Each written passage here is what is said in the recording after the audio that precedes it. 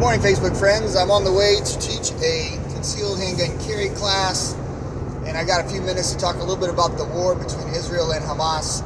Now, I want to start off by saying that I've been to war twice. There's nothing remotely romantic or there's really nothing good about war. The best thing about war is to either not have one or to end one. That's the best thing that you can do.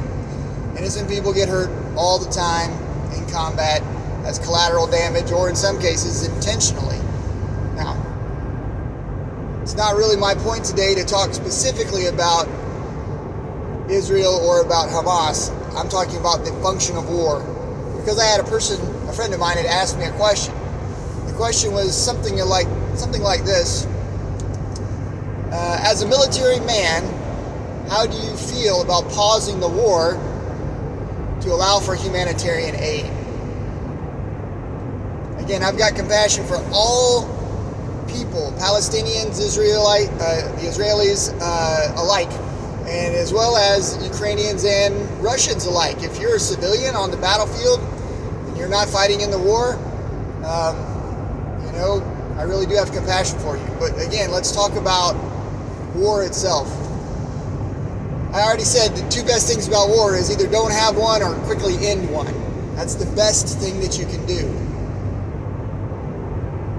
If you're going to have a war and you get attacked, in this case, I believe, from what I understand, Hamas attacked Israel with, 1,500 rockets, and then sent people in to abduct innocent women and children, and some Americans even.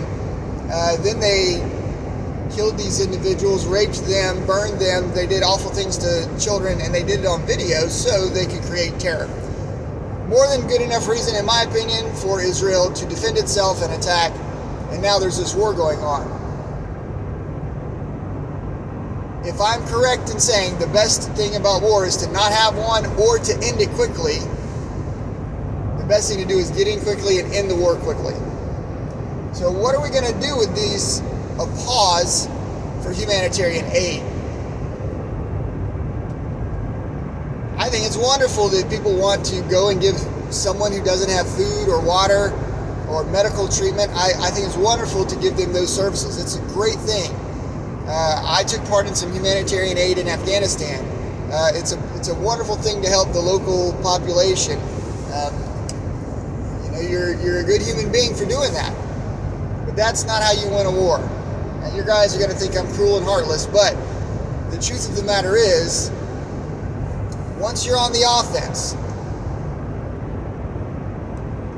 you continue to push and you find the enemy, fix the enemy, destroy the enemy. Those are the three things that you must do to win a war.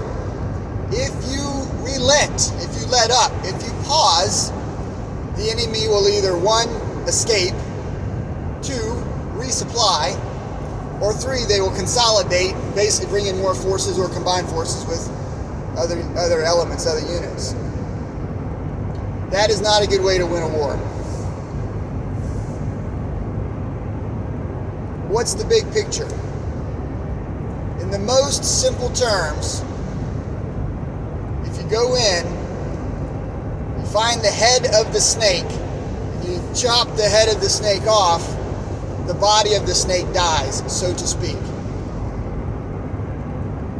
I would say, whether it's Ukraine or Russia, whether it's Israel or the Palestinians or Hamas, if you relent, if you do, the war will drag on longer. If the war drags on longer, more people die.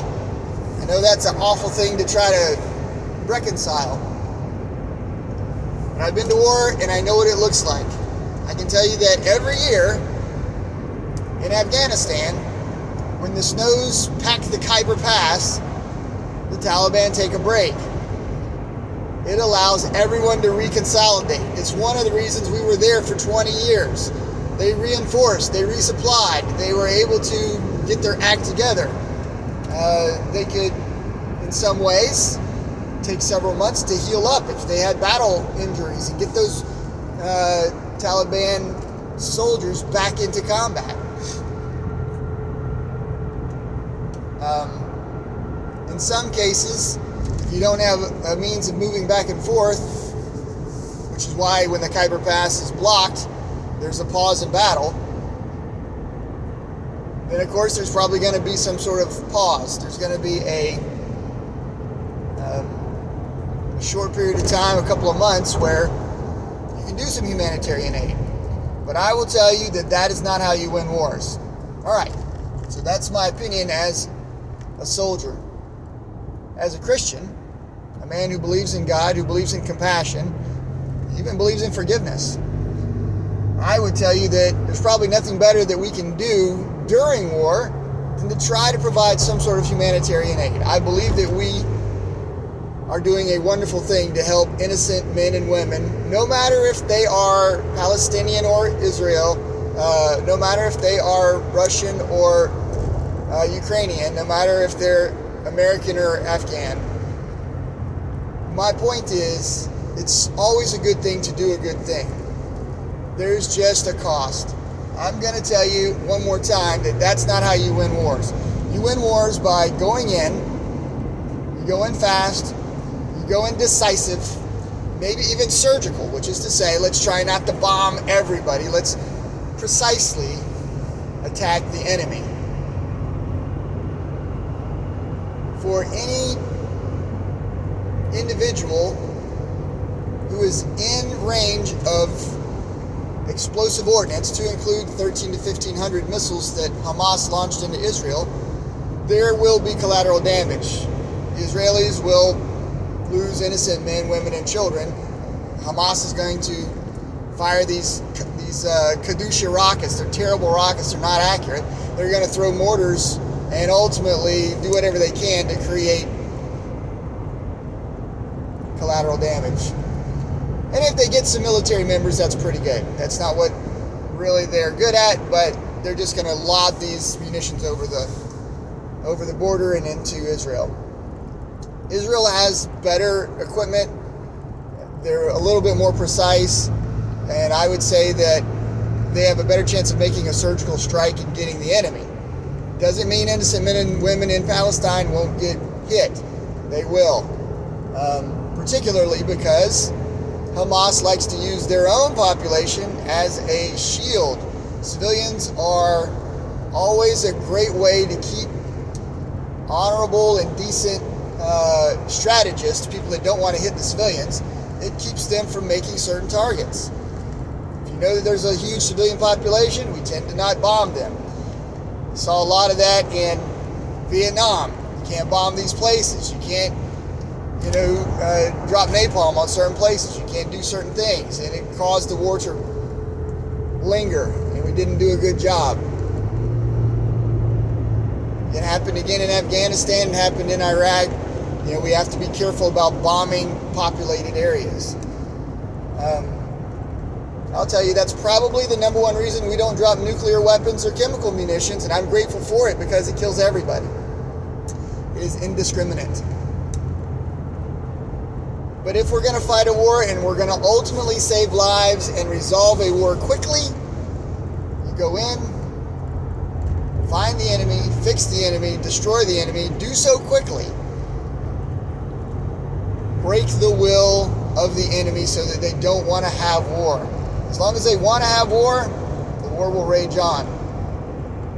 Again, it's one of the things that was so difficult in Afghanistan is because we had many of the Taliban lived in Pakistan. They were never at risk.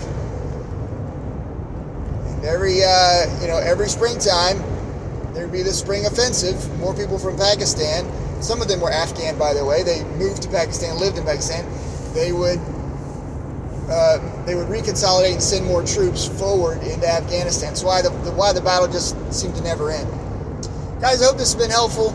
Please leave a few comments, and if you disagree completely, or you think I'm a murderer, or you think I'm an awful baby killer, and you want to say that stuff, you say it.